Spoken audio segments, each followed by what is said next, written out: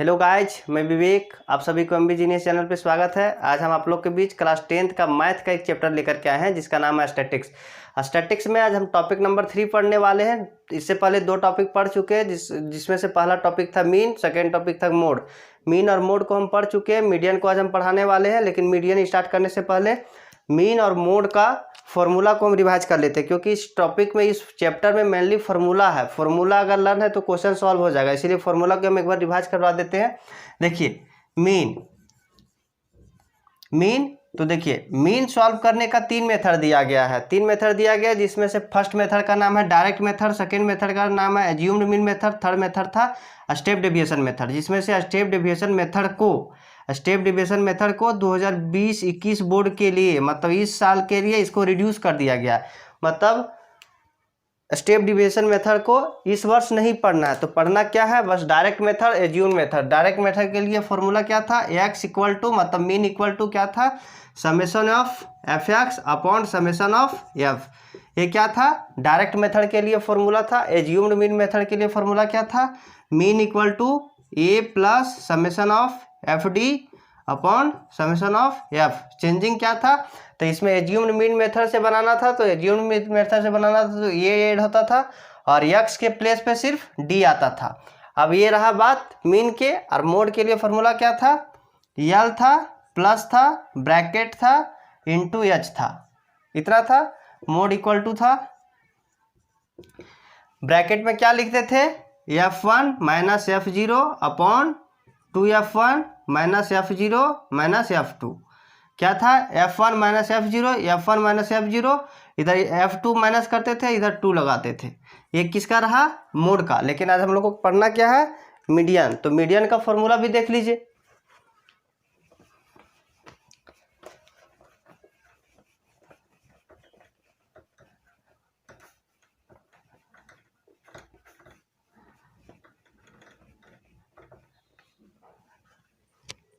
तो मीडियन का फॉर्मूला देखिए।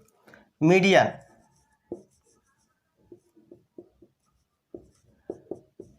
देखिए, मीडियन का फॉर्मूला देखिए क्या होता है, बस सेम, यल है, ब्रैकेट एच।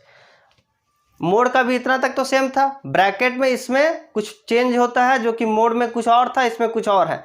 यल प्लस ब्रैकेट इंटू एच। इसमें ब्रैकेट में क्या है, तो देखिए ब्रैकेट में क्या है, n/2 minus C F upon F. क्या है, n/2 minus C F upon F. क्या है, n/2 minus C F upon F.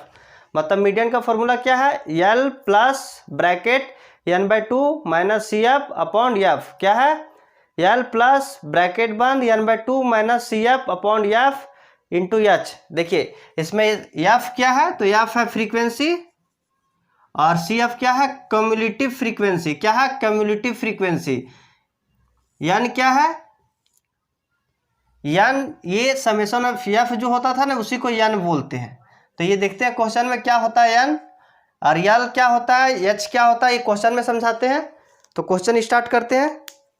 देखिए ये हम एनसीईआरटी का क्वेश्चन नंबर 1 लिए हैं।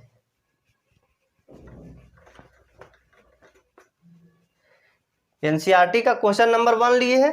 तो देखिए इसमें से हम पहले भी बताए थे, एक क्लास इंटरवल रहता है, जो क्लास इंटरवल का बगल वाला कॉलम रहता है उसी को एफ बोलते हैं, उसी को फ्रीक्वेंसी बोलते हैं।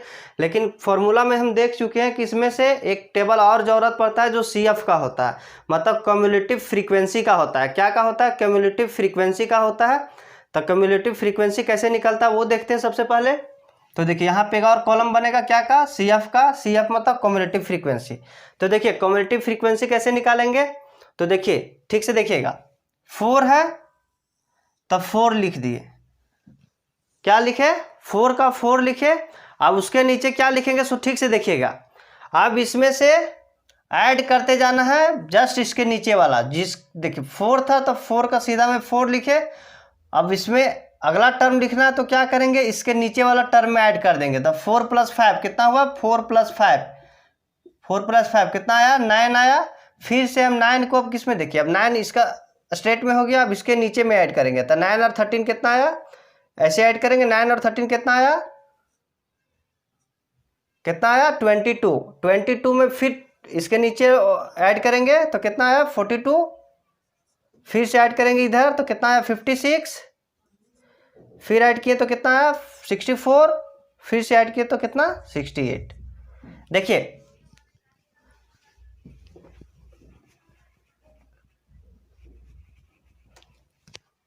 क्यूमुलेटिव फ्रीक्वेंसी कैसे लिखेंगे, तो 4 का 4 लिखे, अब इसके नीचे वाला लिखना है तो इसके नीचे वाला ऐड करेंगे, तो 4 में 5 ऐड किए 9 आया, फिर इसके नीचे लिखना है तो इसके नीचे वाला ऐड करेंगे, तो 9 और 13 को ऐड किए 22, फिर 22 के नीचे लिखना है तो 13 के नीचे वाला ऐड करेंगे 22, 20 ऐड किए तो 42, इसी तरह ऐड करके क्यूमुलेटिव फ्रीक्वेंसी निकालेंगे। तो देखिए क्यूमुलेटिव फ्रीक्वेंसी का जो लास्ट वाला आता है ना, क्या जो लास्ट में ऐड करने के बाद वही आता है नंबर ऑफ कंज्यूमर। ऐसे भी क्वेश्चन में दिया हुआ रहता है, अगर नहीं दिया हुआ रहता तो फिर ऐड करके देख लेंगे।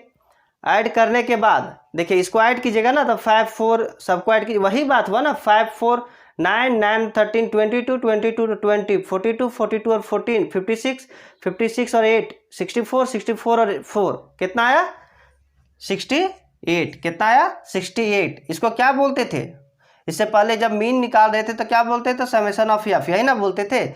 लेकिन समेशन एफ को ही यन भी बोला जाता है, क्या यन से भी डिनोट किया जाता है। तो यहाँ पे इसको यन से देखेंगे, सी एफ नहीं देखेंगे, क्या देखेंगे एफ देखेंगे, ये यन देखेंगे। तो यन का वैल्यू कितना आ गया 68। कितना आ गया 68। कितना आ गया 68। जो देखिए 68 जो लास्ट वाला आता है ना, इसको ऐड करने के बाद इतना ही आता है, सेम नंबर। यहाँ तक हो गई। अब हम एक बार फॉर्मूला लिख देते हैं।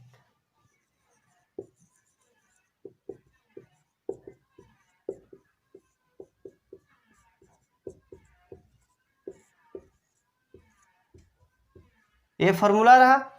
तो देखिए क्या क्या मिल गया फॉर्मूला में, सी एफ था, सी एफ का कॉलम मिल गया, यल था, यल तो निकलेगा यहाँ से इंटरवल से, एच भी इंटरवल से निकालते थे, एफ वाला भी टेबल है, टेबल अब इतना ही जरूरत, टेबल का अब जरूरत नहीं है, बस टेबल एक ही टेबल बनाना पड़ता था, एक ही कॉलम बनाना पड़ता था। अगर फ्रीक्वेंसी दिया हो रहा था तो क्यूमुलेटिव फ्रीक्वेंसी निकालना पड़ता है, अगर क्यूमुलेटिव फ्रीक्वेंसी दिया हो रहा था तो फ्रीक्वेंसी निकालना पड़ता है। लेकिन इस क्वेश्चन में फ्रीक्वेंसी दिया हुआ था, क्यूमुलेटिव फ्रीक्वेंसी निकाले हैं। नेक्स्ट क्वेश्चन लेंगे जिसमें से क्यूमुलेटिव फ्रीक्वेंसी दिया हुआ रहेगा, उसमें उससे फ्रीक्वेंसी निकालेंगे, तो उसमें बताएंगे हम क्यूमुलेटिव फ्रीक्वेंसी किस तरह निकालते हैं। इसमें सिर्फ देखते हैं अब क्या करना है। तो देखिए अब हमको n/2 निकालना है, तो देखिए n/2 वहां पे दिया हुआ फॉर्मूला में, इसीलिए n/2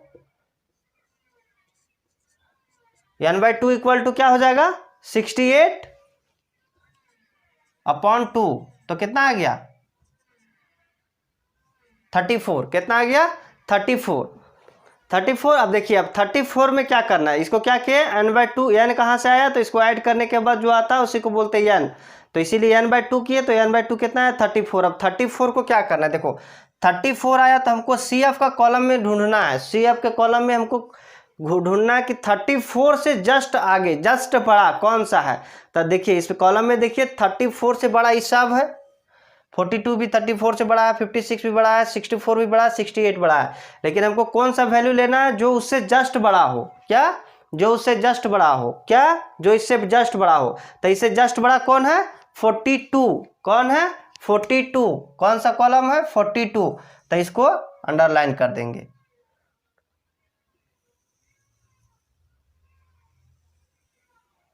देखिए इसको अंडरलाइन कर दिए। अब सब वैल्यू इसी कॉलम से मिलने वाला है। देखिए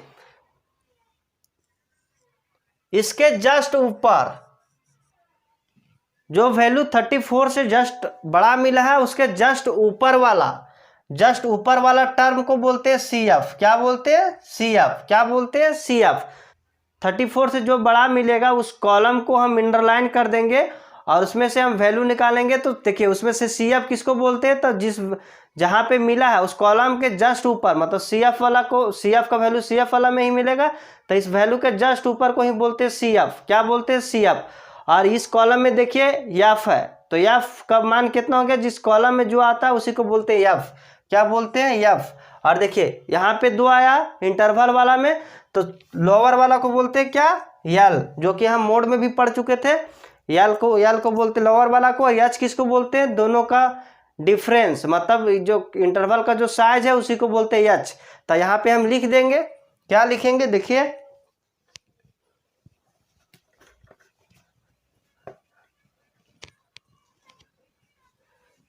here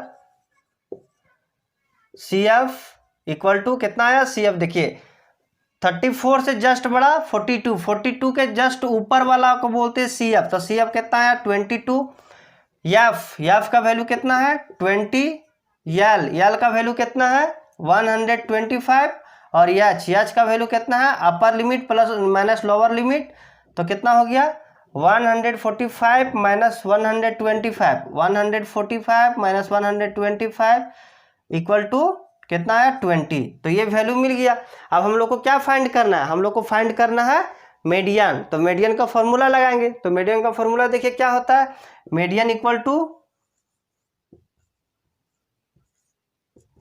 L plus N by 2 minus C F upon F into H. तो देखिए एल का वैल्यू कितना है, तो एल का वैल्यू कितना है 125 प्लस एन बाई टू कितना आया है 34 माइनस सी एफ कितना है, तो सी एफ 22 और एफ कितना है 20 और एच का वैल्यू कितना है, एच का वैल्यू भी 20 है। तो इसको बस सॉल्व करना है, तो देखिए 20 से 20 कैंसिल, 125 प्लस 34 में 22 गया तो कितना बचा 12। अब इसको ऐड करेंगे तो कितना आ गया 5 2 7 3 1। देखिए ये रहा 137 यूनिट आंसर।